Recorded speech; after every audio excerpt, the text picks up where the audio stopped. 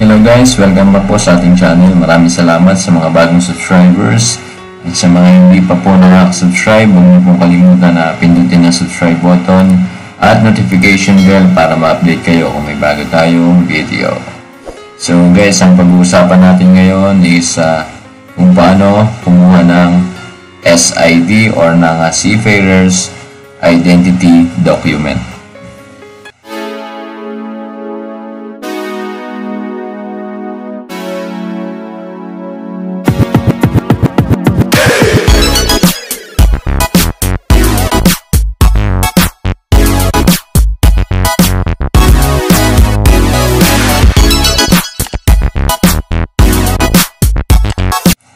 Okay guys, umpisa na natin.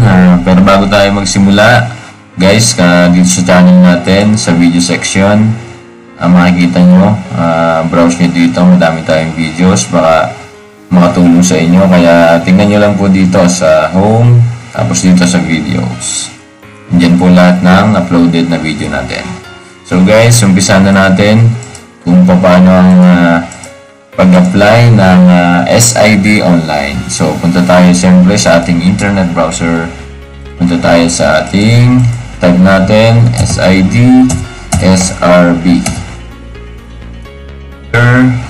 Yan. Ito yung website ng Marina para sa Seafarer's Identity Documents. At yung sa SRB po, yung sa isang tutorial natin para sa renewal ng Seaman's Book. Dito na rin po ang kanilang website. Wala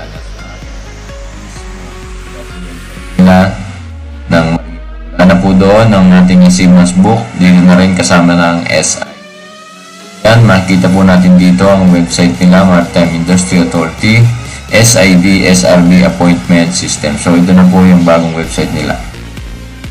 So, punta muna tayo dito guys sa requirements para makita natin kung ano mga kailangan documentary requirements para sa SID o para makakuha ng SID or ng SRB. So guys, para dun sa SRB, Seaman's Book, panoorin nyo lang po yung isang video natin, hanapin nyo lang po sa ating YouTube channel. So ito, type of application, siyempre new. Ito yung SID, itong sa kaliwa, ito nasa kanan yung SRB. Ito dito tayo sa SID.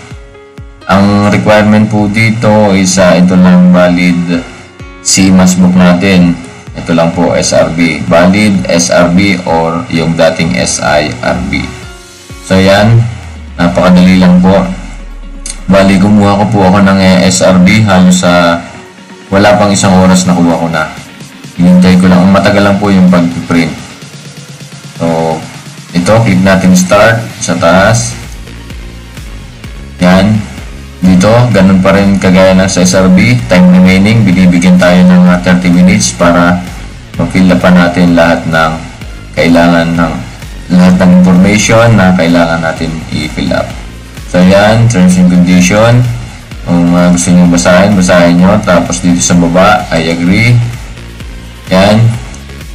Dito, pipili kayo dito sa number 1, where you want to apply. So yung branch po ng Marina na gusto ninyo o pipiliin nyo. So, subukan natin dito sa Batangas para sa ating tutorial.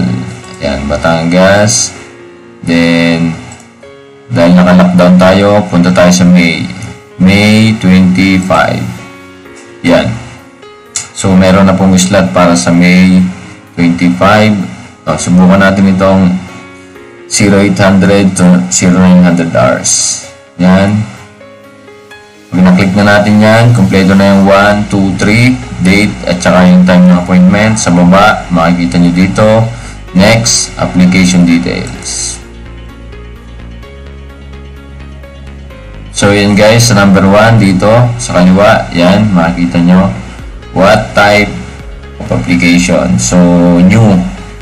Lagi tayo dito sa new. Then, sa number 2, itong SID, Seafarer Identity Document. Itong pipiliin natin. Yan. Tapos, sa number 3, itong overseas. Yan.